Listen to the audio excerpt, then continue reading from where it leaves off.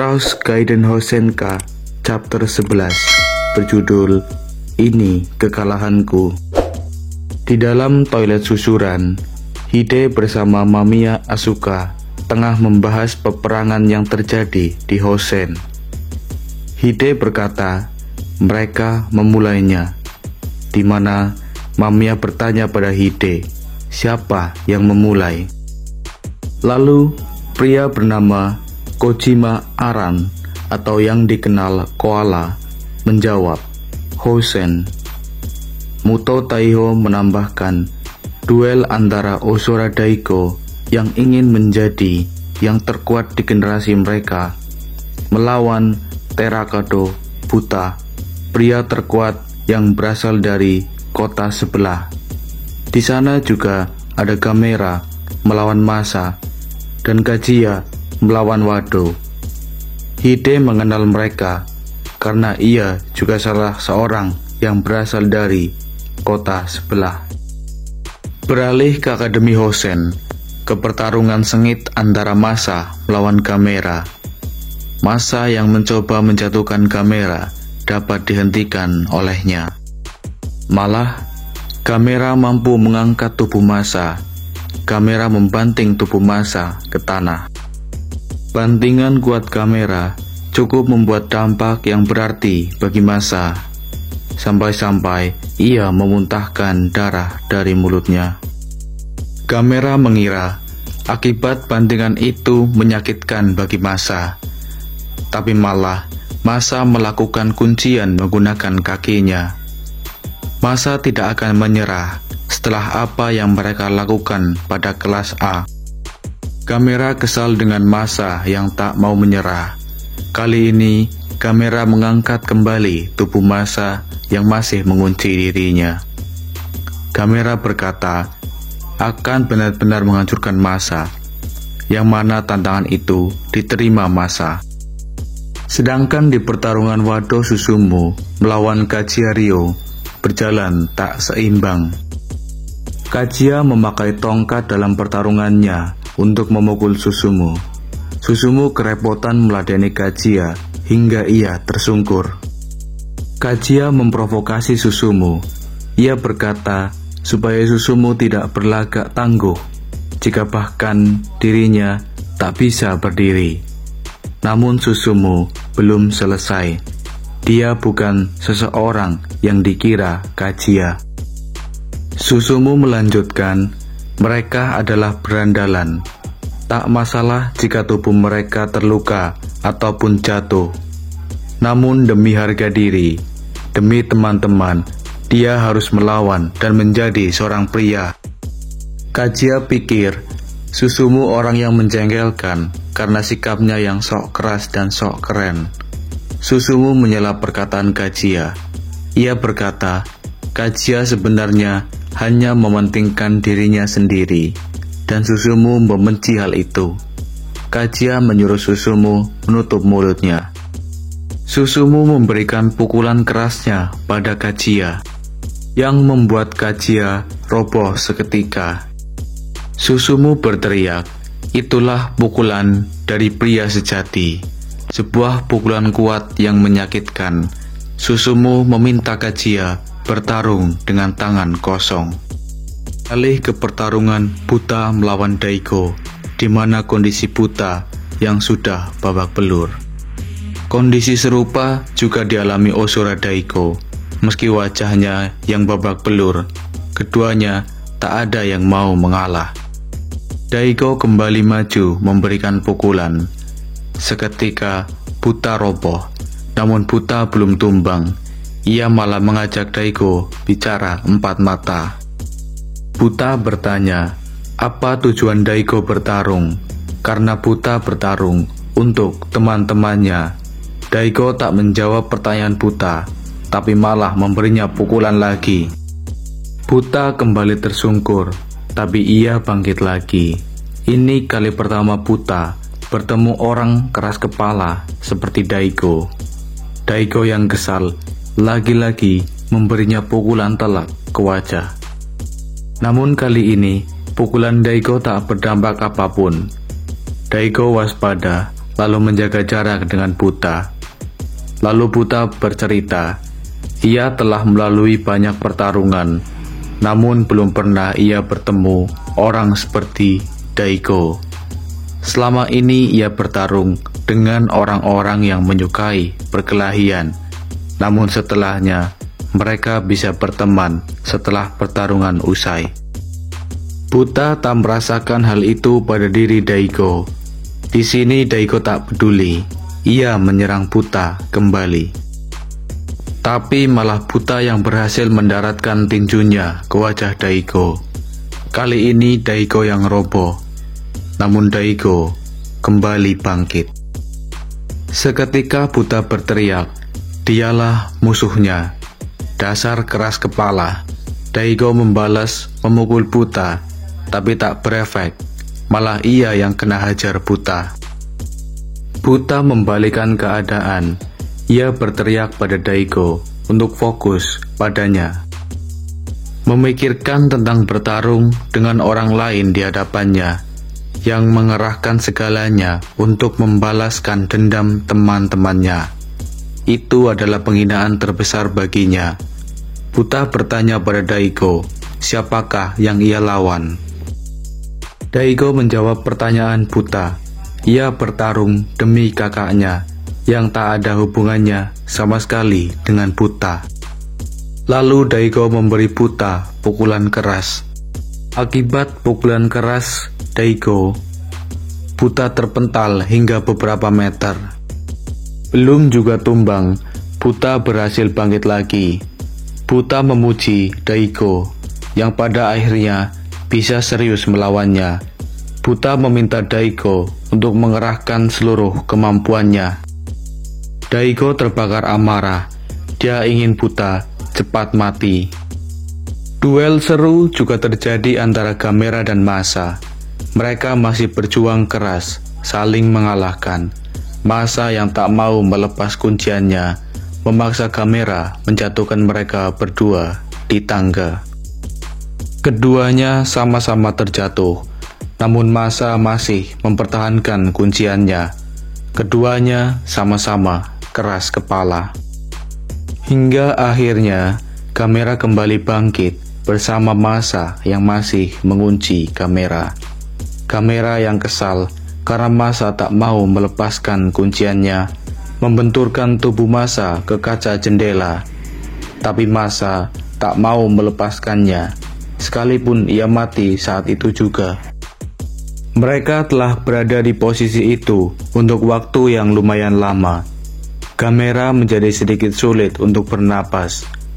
Masa meminta Gamera mengakui kekalahannya, sedangkan Gamera tak mengalah demi Daigo. Gamera berkata, Masa tak punya kekuatan untuk mencengkramnya. Jika ia jatuh, Gamera menang. Lalu ide gila Gamera muncul. Gamera berniat menjatuhkan Masa dari lantai 2. Masa tak masalah jika dirinya kalah, tapi ia lebih memilih mereka mati bersama. Lalu ia pun mencengkram kuat rambut Gamera. Gamera menjatuhkan dirinya dan Masa melalui jendela, yang membuat keduanya jatuh dari lantai 2. Keduanya jatuh dan tergeletak di tanah. Barulah cengkraman keduanya terlepas. Masa berteriak agar Gamera bangun. Dia tak ingin rencana bunuh diri bersama menjadi pembunuhan. Namun Gamera menepis ucapan Masa. Ia baik-baik saja. Gamera merasakan teriakan Masa melalui tulang-tulangnya. Dan Gamera di momen ini mengakui kekalahannya atas Masa. Chapter 12 yang berjudul Aku Akan Menunggumu. Terlihat Gamera yang tengah bersandar pada sebuah pohon setelah pertarungan sengit dengan Masa, hingga mereka jatuh dari lantai 2 secara bersamaan. Gamera heran melihat Masa yang tak beranjak dari sana, sementara dirinya memang tak bisa bergerak untuk beberapa saat. Gamera menyuruh Masa menjadi saksi pertarungan Buta melawan Daigo. Namun yang pasti, menurutnya Daigo yang akan keluar sebagai pemenang. Tapi Masa justru mengulurkan tangannya pada Gamera. Dia mengajak Gamera pergi ke aula judo bersama untuk melihat sendiri seberapa kuat Terakado buta. Gamera menerima ajakan Masa. Mereka akan melihat bersama siapakah yang akan keluar sebagai juaranya. Sementara pertarungan Susumu melawan Kajiya sudah mendekati akhir. Kulan Susumu menjatuhkan Kajiya. Menurut Susumu, Kajiya bukanlah masalah besar jika tanpa membawa senjata. Ia juga menyarankan Kajiya untuk segera menyerah. Kajiya kini terdesak. Ia tak mampu memberikan perlawanan, sampai ia akhirnya melemparkan batu ke arah Susumu dan mengenai pelipisnya hingga berdarah. Kajiya berniat membunuh Susumu dengan batu yang ia lempar, tapi Susumu tak akan mati dengan hal semacam itu. Susumu tak habis pikir ketika Kajiya menggunakan taktik pengecut untuk merebut posisi puncak, sedangkan dirinya harus melatih tubuhnya agar semakin kuat dan sekeren mungkin. Lalu Susumu menarik baju Kajiya dan mengangkatnya. Dia menegaskan Kajiya tak akan menang dan meminta Kajiya untuk memukulnya setidaknya sekali dengan tangannya seperti yang dilakukan Susumu pada Kajiya. Tapi Kajiya adalah orang yang keras kepala. Ia menyuruh Susumu diam dan mengeluarkan clipper dari sakunya. Sambil berkata, ia akan berada di puncak Toarushi. Daigo dan semua brengsek bukanlah apa-apa, melainkan hanyalah alat. Dia akan menjadi orang terakhir yang berdiri. Lalu Kajiya menyerang Susumu menggunakan clipper itu, tapi tangannya dapat digapai oleh Susumu, dan ia membanting Kajiya. Susumu mengatakan pada Kajiya untuk mencobanya dari rahim ibunya. Kajiya pada akhirnya dapat dikalahkan. Ia tak sadarkan diri setelah mendapat bantingan dari Susumu. Susumu pun meninggalkannya sendiri. Kembali ke pertarungan sang juara. Pukulan Daigo dapat diblok oleh Buta. Lalu Buta meraih bahu Daigo dan menanduknya. Daigo kembali jatuh, tapi ia belum menyerah.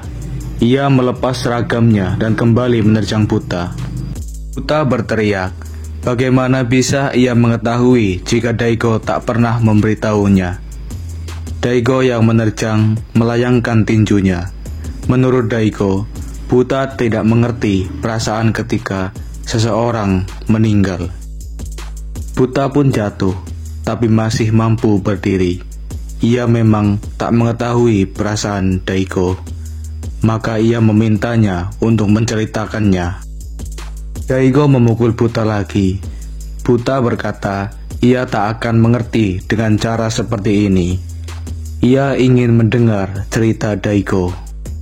Sambil terus mengejar Buta, Ozora Daigo meminta Buta membayangkan bagaimana jika seseorang tiba-tiba menghilang tanpa memberi peringatan. Daigo menceritakan latar belakang keluarganya di tengah pertarungannya dengan Buta. Daigo bercerita, ayahnya, kakaknya pergi meninggalkannya, dan ibunya. Itu dialaminya ketika masih anak-anak. Ibunya bersusah payah menghidupi mereka, tapi kemudian ibunya menderita karena virus dan tiba-tiba sudah meninggal. Daigo bahkan tak bisa memahaminya ketika ada yang mengabarkan melalui telepon. Bagaimanapun, ayah dan kakaknya sudah mengetahui. Namun, bagaimana bisa mereka tega meninggalkannya? Terlihat kekesalan tergambar di wajah Daigo. Ia membenci ayah dan kakaknya. Dia meluapkannya dengan cara melayangkan pukulannya pada Buta. Daigo berkata, mereka punya rumah baru.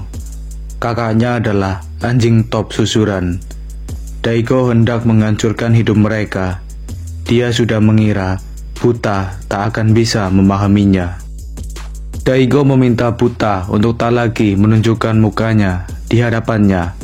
Buta lalu meminta maaf karena memang ia tak bisa memahami perasaan seperti itu. Buta tak menyangkal seluruh tubuhnya merasa sakit. Ia tak bisa pergi sekarang karena ibunya memberinya tubuh yang sangat kuat. Lalu Buta juga bercerita, ia sudah tak memiliki ibu lagi. Diketahui ibu Buta meninggal saat melahirkannya. Ibunya memberikan nyawanya agar dirinya bisa lahir ke dunia. Tentu karena hal itu, Buta bukannya tak merasa sedih. Ia bahkan sering menangis karenanya.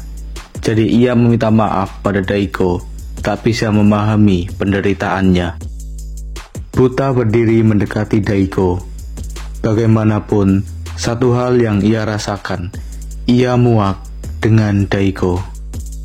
Perdebatan antara keduanya tak kunjung menemui titik terang. Buta mencoba agar Daigo bisa berteman dengannya, berbagi penderitaan, dan melangkah ke depan. Ia menyinggung Daigo yang menjadi pribadi yang tidak tegas dengan dirinya. Tapi Daigo tak mau Buta sok mengajarinya cara menjalani hidupnya. Buta memberikan pukulan kerasnya, masih berharap Daigo mau sadar dan mengerti. Buta bertanya pada Daigo, mau sampai kapan ia larut dalam kesedihan. Dia turut berduka atas apa yang dialami ibu Daigo. Dalam posisi itu, Daigo menendang Buta. Sekuat tenaga Buta menerima tendangan itu. Lalu balik memukul keras Daigo, sembari berkata, supaya Daigo memulai hidupnya demi ibunya. Daigo membalas pukulan itu. Ia tak tahu bagaimana caranya. Sebuah uppercut diberikan Buta. Terjadilah saling balas pukulan saat pertarungan mereka. Buta memberikan saran di waktu yang bersamaan. Dia meminta Daigo berteman. Meski Daigo tak memiliki teman, karena ia tak pernah mau mencoba berteman. Buta berteriak, orang-orang tak akan memahaminya jika Daigo tak berbicara dengannya. Keduanya mulai kehabisan nafas. Tekad keduanya atas pendirian masing-masing membuat keduanya tak ada yang mau mengalah. Keduanya saling memegang kepala. Buta bertanya pada Daigo, apakah ia sedih atas meninggalnya ibunya? Apakah ia membenci ayahnya dan ingin menghajar kakaknya? Buta meminta Daigo mengatakan itu padanya. Berhenti menyimpan semuanya sendiri. Mereka telah saling berbicara dan Buta ingin menjadi temannya. Keringat mengucur deras disertai amarah Daigo yang mencapai puncaknya. Seolah ia tak ingin mendengar ocehan Buta lagi. Daigo meluncurkan pukulan terakhirnya pada Buta. Di sini Buta akan menunggu Daigo, lalu bersiap melayangkan tinjunya. Yap, tinju Buta mendarat jauh lebih cepat sebelum Daigo. Seketika Daigo pun tumbang menerima pukulan itu. Sesuai perkataannya, Buta akan menunggu Daigo. Kemudian Gamera dan Masa tiba di aula judo. Mereka menyaksikan Buta yang babak belur dengan Daigo yang tak sadarkan diri. Oleh karena itu, sudah diputuskan siapakah sang juara dari Freshman War Hosen, Terakado Buta. Dia yang akan memegang kendali seluruh Hosen. Oke, sekian dulu alur mangganya. Kita lanjutkan di chapter berikutnya dan sampai jumpa.